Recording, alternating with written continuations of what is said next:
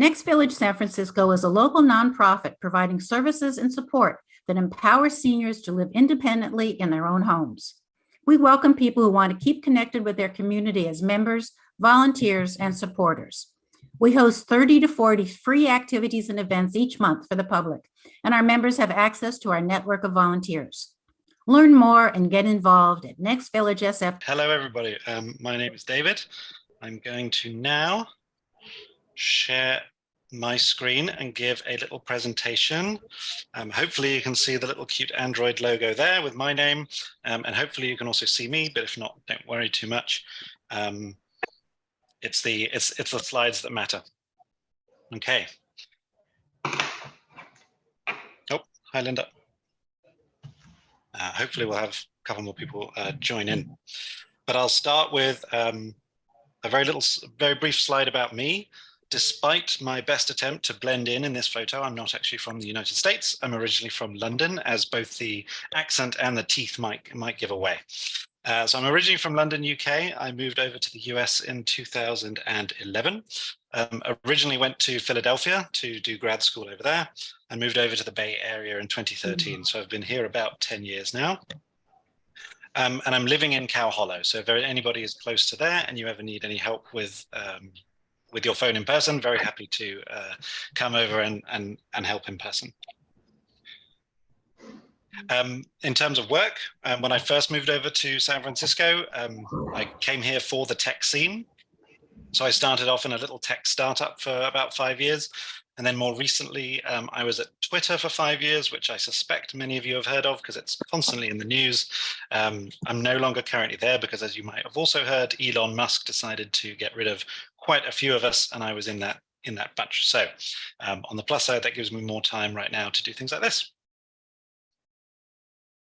This is what we're going to cover today. I think this is going to be a little series of different instructions on what we might be able to do with an Android, and this is lesson 1. So we're going to start with what exactly is an Android, just because that is actually one of the most confusing parts of this, especially when you're looking to get tech support or help from friends, family, or even, to be honest, if you go into a phone store, can be confusing to know what you're talking about. Then main agenda is how do we get apps on the phone? Smartphones aren't very smart until you've got apps on them. They're really just phones, and it's really the apps that make them do smart things. And then once you've got apps on your phone and you don't like them, we're going to cover how to get apps back off the phone. And then specifically, I think there were some questions about music apps, so that you can listen to music while through your phone. We can discuss a couple of both free and paid options for that. And then mostly this is Q&A because I'm sure you've got lots of other questions about this. Some of your questions maybe we'll hold over to another class if it's sort of on the agenda, but otherwise happy to answer anything. All right, so we'll start off with what is an Android? An Android is not a phone. So most people think about, an iPhone or an Android phone. A lot of people will ask you, do you have an iPhone? And you say, no, I have an Android phone. A lot of people would talk that way, but technically it's not a phone. Most of the time you don't need to worry about this, but I'm just going to cover exactly what it is because sometimes it can get confusing when you're talking to other Android users. Android is technically the name of the operating system that's on your phone. So it's kind of the brains that are running everything that's on the phone. And it's developed actually by a large group of organizations. It's not owned by any one particular organization, but it's mostly maintained by Google. Google has, of course, a lot of engineers, and they put a lot of their time and resources towards improving the Android system. So very often you hear Android and Google being used synonymously. That's largely because Google helps this Android system keep updating and get new features, but it's technically can be anything. And Android is used by many phone manufacturers. So Google does most of the maintenance, but even I could, if I wanted to, make a submission to a software update to Android. And then lots of different phone manufacturers use it. The most common ones are Google themselves, because they also have a phone division, and Samsung and HTC. Those 3 phone manufacturers are about 80% of all the Android phones, but then there's hundreds and hundreds of different manufacturers that make other Android phones. So if somebody asks if you have an Android phone, you can say, yes, I do. But actually, it's often, if you need help with it, it's more useful to also say, and it's a Samsung S23, or it's a Google Pixel 5, or whatever you know the name of your phone to be. So just to clarify that, something you might be more familiar with, Microsoft is a company that made the operating system called Windows, and that operating system went on to all those PCs in the 90s and noughties. Apple runs things slightly differently. Apple, the company, makes what's called iOS, and that's what goes onto the iPhone and the iPad. That's why iPhone and iPad feel very similar, right? If either of you have, if any of you have used either of them, they look and feel very similar because it's actually the same operating system. And for Google, Samsung and HTC, all of these companies and a whole bunch more contribute to Android, the operating system. And then it's lots of different phone manufacturers, Samsung, HTC, Huawei, all sorts of things, then put Android onto their phone. I'm going to pause there. Is that very clear? Or if it's not clear, raise a hand or add something in the chat. Actually can't see the chat. Let me bring the chat up. Yeah, great. Okay. So as I said, you can think of Android as the brains of the phone, and that's really the system underneath. But different manufacturers, whether that's Google or Samsung, actually add their own user interfaces to the phone. So that's why some Android phones, if you pick them up, they can look and feel very, very different to the one that you're used to. And this, I think, is why it can be very difficult to get tech support for even something that's very basic, because going to the way that you might open up one app on one phone could be slightly different. I think in general, Android is getting better at recognizing that this is a big problem. So in general, people are moving towards a more and more similar way of operating the phone. But just so you know, if you're ever following a YouTube tutorial or something and things don't look or seem quite right, there's a very good chance it's not you. It's actually that it is a slightly different phone. So don't worry if you're confused. That is unfortunately just one of the natures of Android being so fragmented as a system. On top of that, people can often customize the look and feel of their phone. That's one of the things that a lot of people really like about an Android phone, is that you can have your own apps, your own layouts, all that sort of thing. But on the downside, what that means is that if you pick up somebody else's Android phone, it could look completely different to yours. And one thing to note is that although I'm going to talk today about how you do things in the vast majority of Android phones, some of the phone companies out there deliberately make phones extremely simple to use. They take away a lot of the features, a lot of the options and switches. So it's possible that although you have an Android phone, if it's one that's deliberately designed to be very simple, some of them, for example, you can't even install apps onto. So if you think you might be in that situation where you don't have the ability to get apps after this tutorial, then please reach out through Camille or directly to me. I put my contact info there, and I can talk you through how you might be able to do things on other phones. So this is just an example. I myself, this is my phone here. I have the Google Pixel 6, and Google kind of runs what is referred to as the basic Android. So this is the thing that everybody else receives. But then, as you can see on the right, this is an example of Samsung's home screen, and it looks quite different to the Google one. And that's because Samsung has their own user interface that they prefer, so that it feels more Samsung-y, so that as a Samsung customer, when you get a new Samsung phone, it feels like it's another Samsung phone. So this is just an example of how different things can be. I'm going to run through the key Android screens now, which are mostly universal to all the different flavors, whether it's Google, Samsung, HTC, Huawei that you have. So mostly this is universal. The first one is the lock screen. That's the thing that normally, if your phone is in your pocket and you pick it up and turn it on or wake up the screen, there's some form of lock on the screen, so that A, you don't accidentally butt dial somebody when it's in your pocket, or B, if somebody actually steals your phone, it's difficult to get into your emails and into your phone. So hopefully everybody here is familiar with the lock screen if you have one, and you know how to get through it, because if you can't get through the lock screen, you probably don't have access to much of your phone. There's lots of different forms of locking. Sometimes you have to draw a pattern on the screen. Sometimes you put in a PIN code, like a 4 or a 6-digit number. Sometimes it recognizes your face. Sometimes you use a fingerprint. All different options. So is there anybody here who isn't familiar with the lock screen, or perhaps thinks they don't have a lock screen?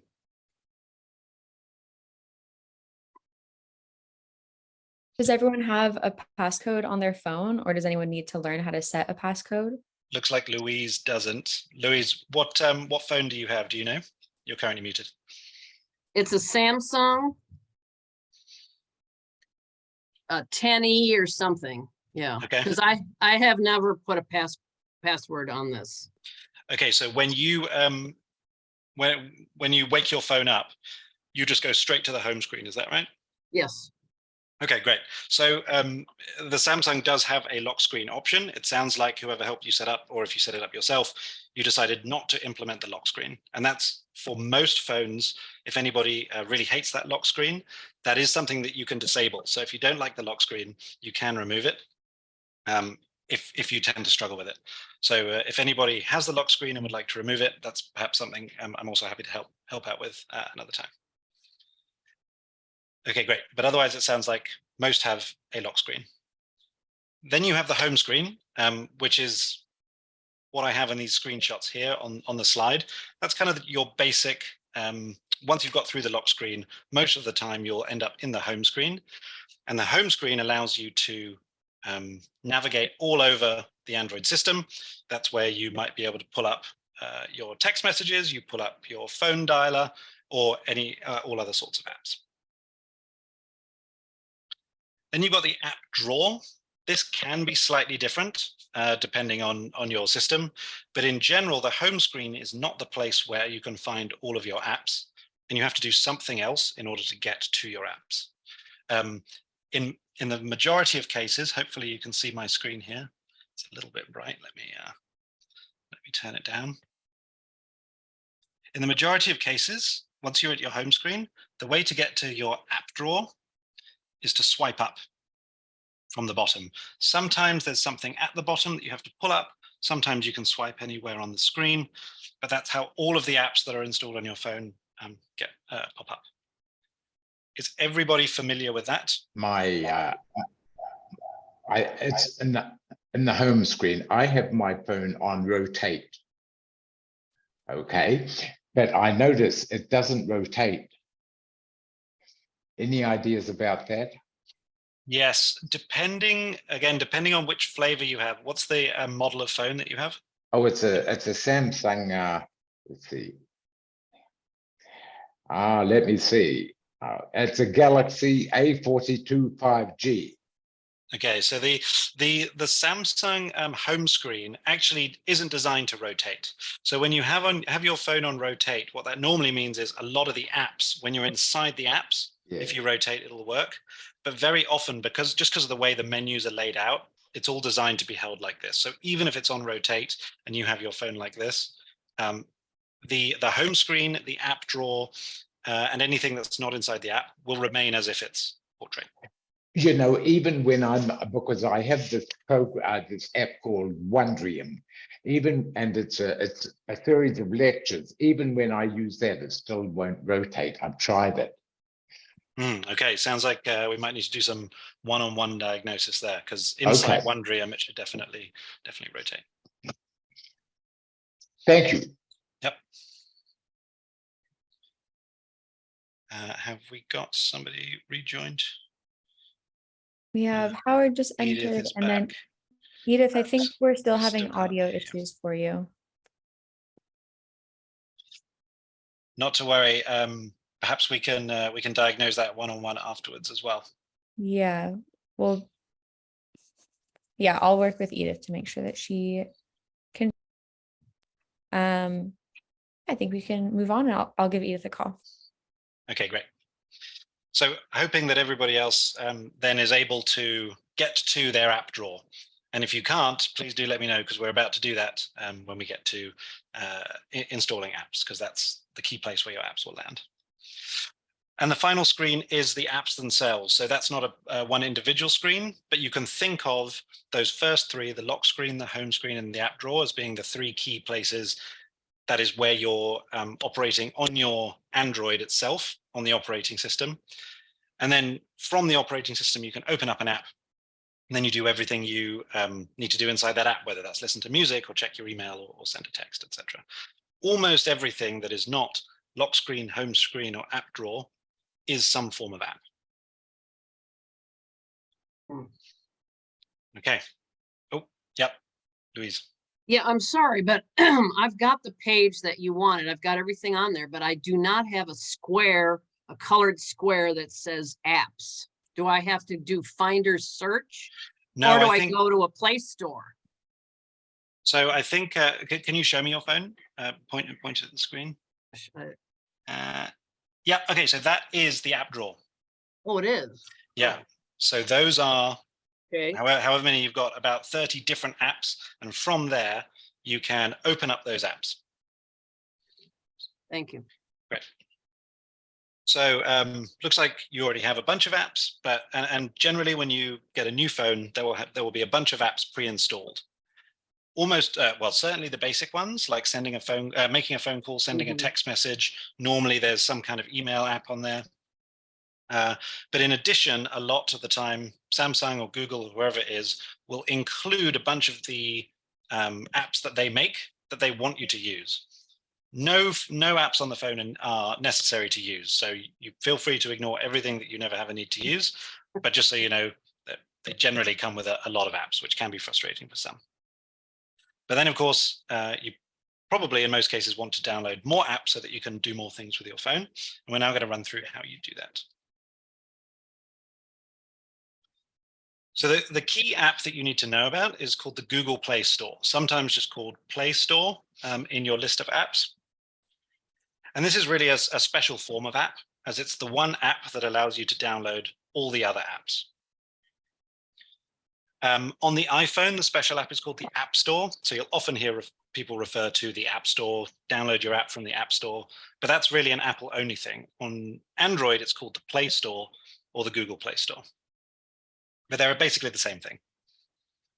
And although it's called a store, most of the apps are free on there. You'll always be told if you're going to be charged for an app, and some of the apps you do have to pay for at the point that you download them. But about 95% of them cost you no money, at least at the point you download them. And they're either free to use completely.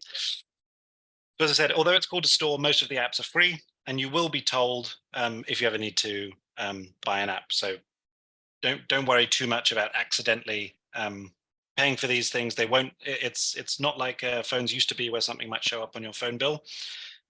Inside the Google Play Store, you would pay for everything inside that app, and it would let you know that at the time.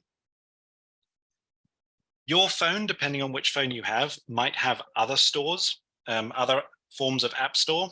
For example, Samsung has the Samsung Galaxy Store, where you can also download different apps. I recommend sticking with the Google Play Store, partly because it's the one that's available on almost all Android devices. So it's going to be familiar across any of the devices or indeed the Android tablets that you might use. And also it's the largest store by far. It has almost any, well, it will have any app you can think of. And although the Samsung App Store, for example, is quite large, everything that's in the Samsung Store will be in the Google Play Store, but not necessarily everything in the Play Store is in the Samsung Store. So I recommend sticking with the Google Play Store. Hopefully, if everybody can get to their app drawer, so go from your home screen, probably swipe up and bring up all that list of apps. Hopefully, you will be able to find an app called either Play Store or Google Play Store. And it should have a logo that's very similar to what's on this screen. So if everybody can do that now, hopefully you'll see it. Don't necessarily tap on it, but just let's make sure you can find it, because that's key step one in getting to install an app. And raise your hand if you haven't found it. Howard. What do you see? Oh, you found it. You did find it. Great. Yeah. Found it, yeah. Winnie, show me that. Yep. That's looks the like Play Store? Yeah, That's looks the like Play Store. Yeah, it looks like you're now Okay. inside the Play Store. Great. Okay, yeah. Oh, now you're out of the Play Store again. Yeah, okay. Yeah, great. Super. So in order to install an app, you need to open the app drawer, find the Play Store, which is what hopefully we've all just done, and then you tap it to open. So this, again, because Androids might look slightly different, your phone is likely to look slightly different to what I've got on screen. But the leftmost picture here is going to be something like what your app drawer looks like, and you should be able to find something like that Play Store, which I highlighted in red. Then when you tap it open, that middle screen is what the Play Store looks like. And most of that screen you can see has a list of different apps that it's trying to get you to install. You can see that some of them say, that they're ads. So this is a list of what the App Store is recommending for you. Sometimes they've got really good recommendations. Sometimes it's just a bunch of nonsense that you have no interest in. You can scroll down through that App Store if you want and just browse. If you want to find a particular game or find a particular app that you don't know you want, it's a way you can discover it. But the way that the vast majority of people go and get their apps is by tapping that search bar up at the top.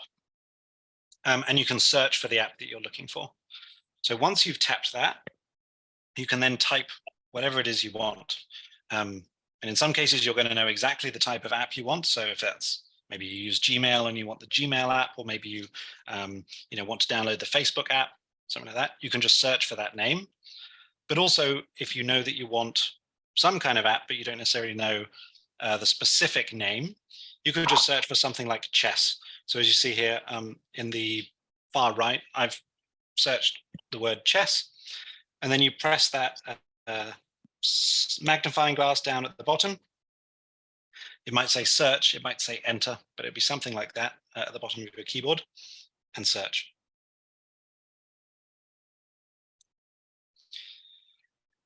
After that, if you look at the far left screen, you will get a list of all the results. Now, the App Store has, I think, about 6 million different apps. So there's many more apps than any of us could possibly use in our lifetimes. And there's generally lots of different versions of anything you might want to do with a phone. So as you can see, if I search chess, there's 8 apps, eight chess apps that are on the screen. But if you keep scrolling down, you'll just see a limitless number. I wouldn't be surprised if you can't even get to the bottom of the list of chess apps. But generally, if you want to download a very specific app like the Facebook app, or like the Instagram app, or like a Photos app that you've been recommended by somebody, if you search for something very specific, it'll likely be the first or maybe the second result on the screen. So go ahead now. Hopefully you can follow along. If you've got that Play Store open, you can search for chess, or you could search for Facebook, or anything you might want to install. We don't necessarily need to install one right now if you don't have something you need to do, but let's just get comfortable, get familiar with how we would do that.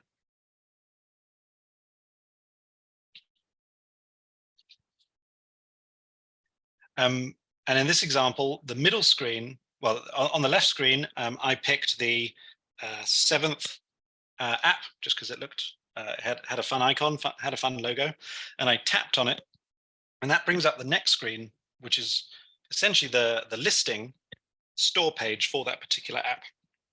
So when I tapped it, that middle screen comes up, and it shows you towards the top. You can see on the left it says it's had 1 million different reviews, and it's got 4.5 stars.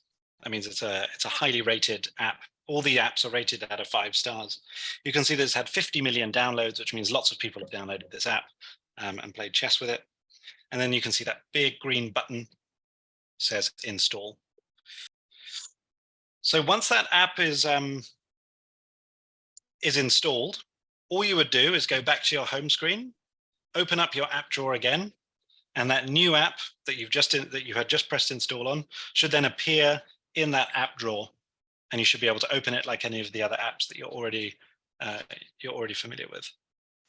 Sometimes it takes a minute or two for it to appear in there. So once you've pressed install, wait for the progress to finish, go back to your app drawer, and you should be able to see it there. Edith, I think you had a question. I think I missed that word you just used, app drawer. Drawer. Yeah. Drawer. Draw. Sorry, that's partly my accent. Where's Draw. we can't say it either. Where's the drawer?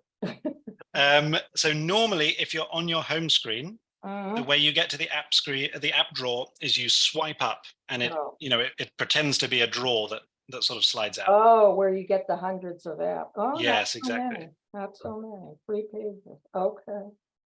Yep. So that's your app drawer, and that's where you can always, if you can't find an app on your home screen, you can always open that app drawer, and that shows you everything that's installed on the device. It's how you install an app. Any questions on that? How do you uninstall an app? Or are you going to Great question. Well, that's the next section of the presentation. So let's do that now, unless there's any other questions. Great.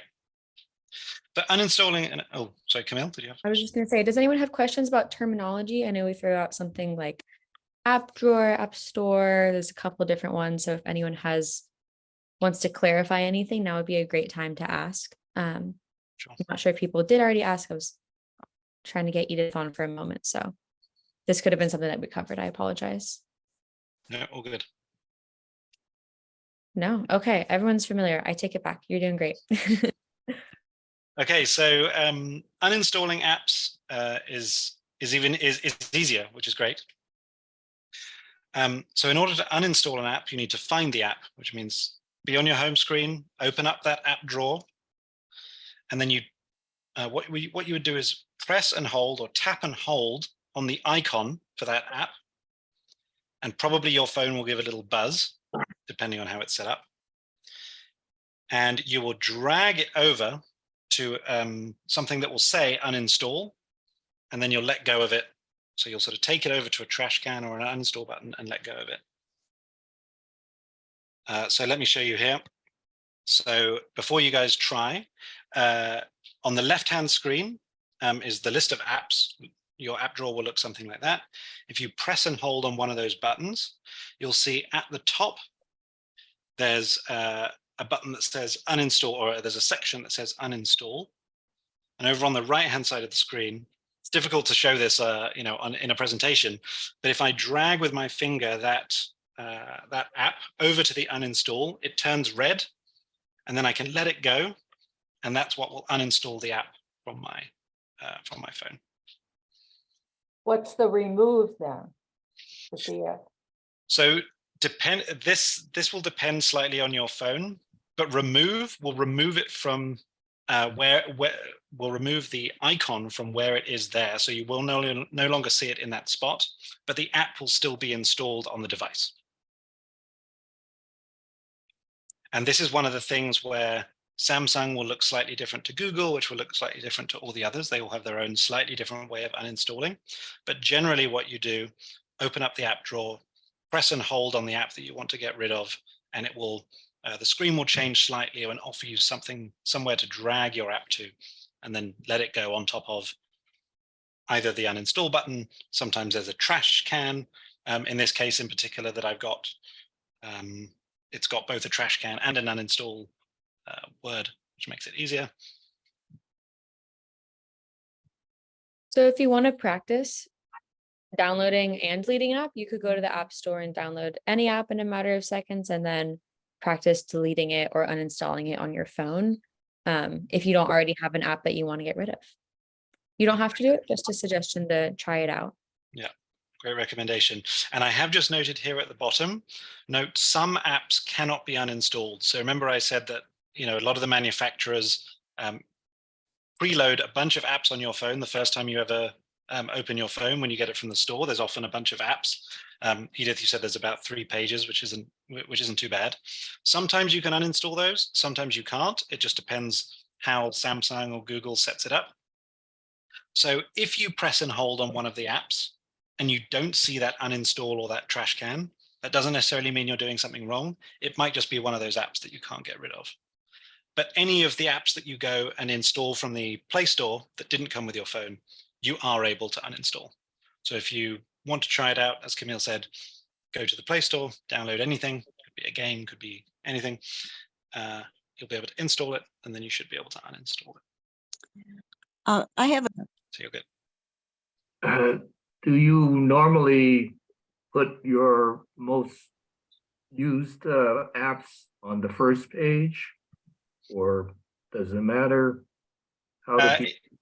Yeah, it doesn't matter. So if you're not if you just want to get used to having the same pattern, you can always open up your app drawer, find the app, and go to it.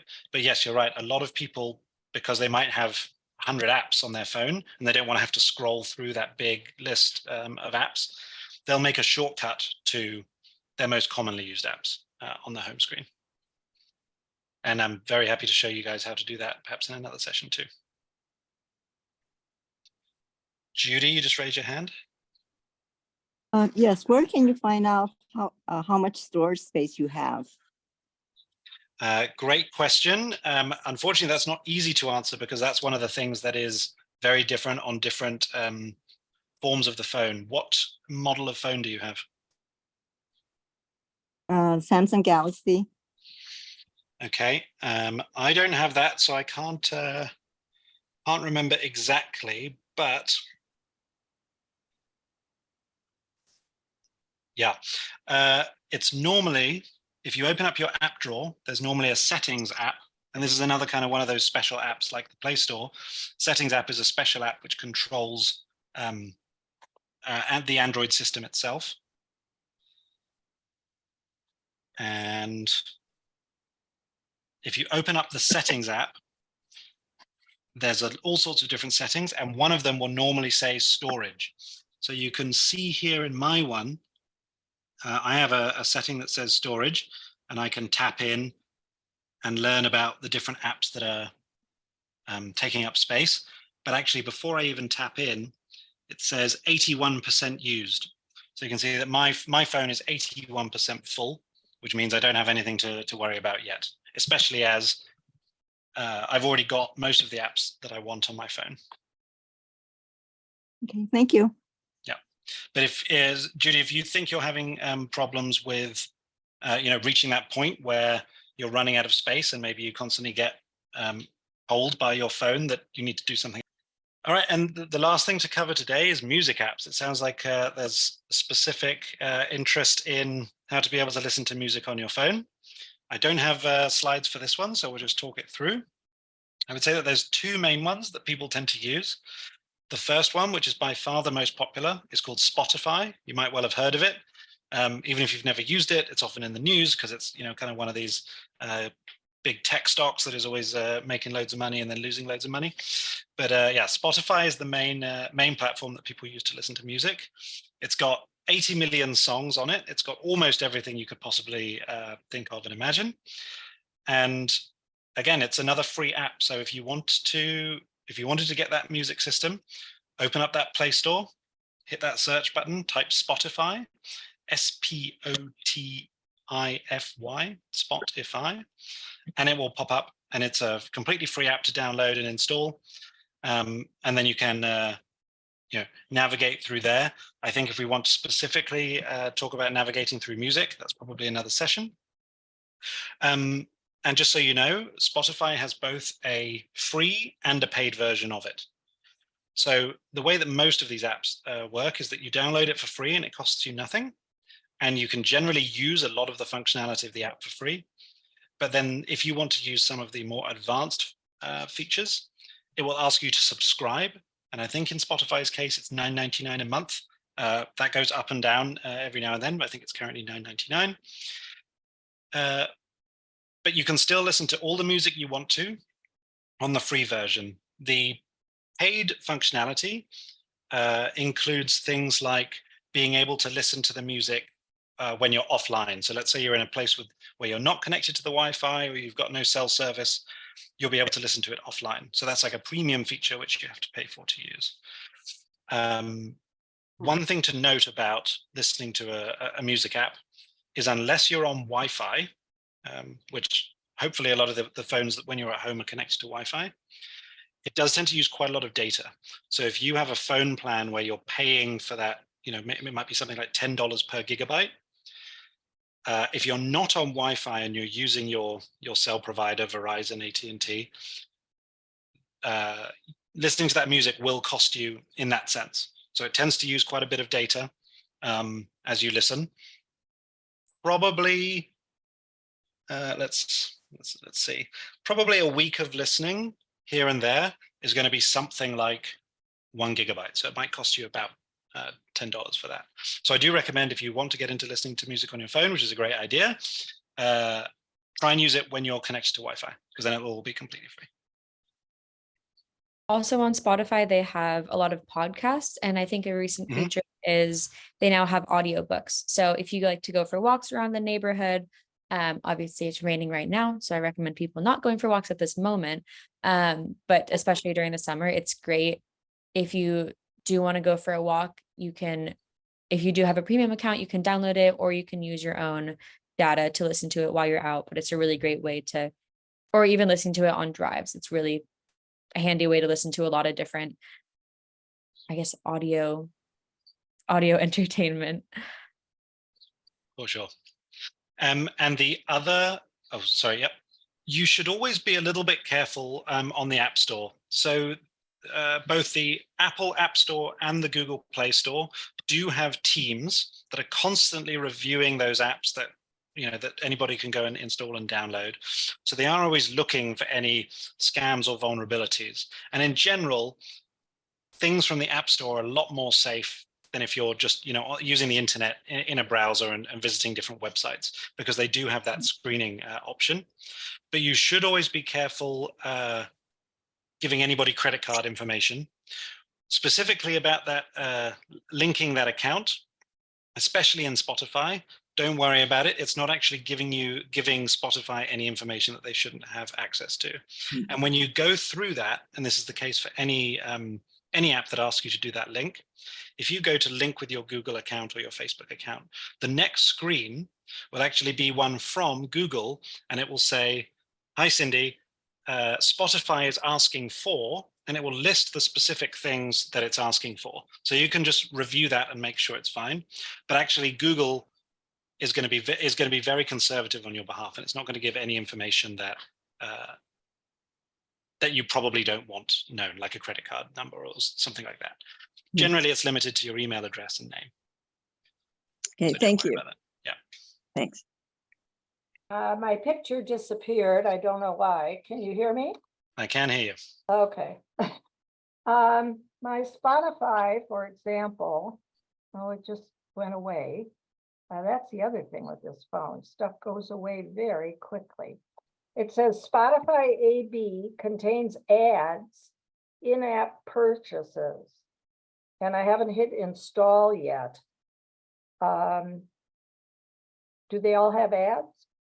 Yes, so that's one of the other big differences between the paid version of Spotify and the free version of Spotify.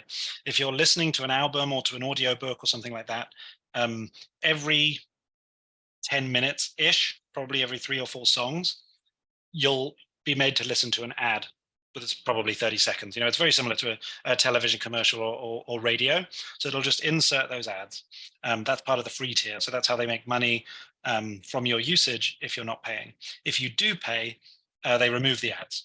So again, if you've got the spare cash and you really get into Spotify and you don't want to listen to those ads, it's something you can consider subscribing to. Okay, and down below there's install, but then below that it says 1B plus with downloads underneath. Yeah, that's the Play Store telling you that over 1 billion people have downloaded Spotify. Oh, okay. So 1 in every 8 people on this planet has Spotify. I see. Okay. And to download it, you just put install and then it'll tell you what to do.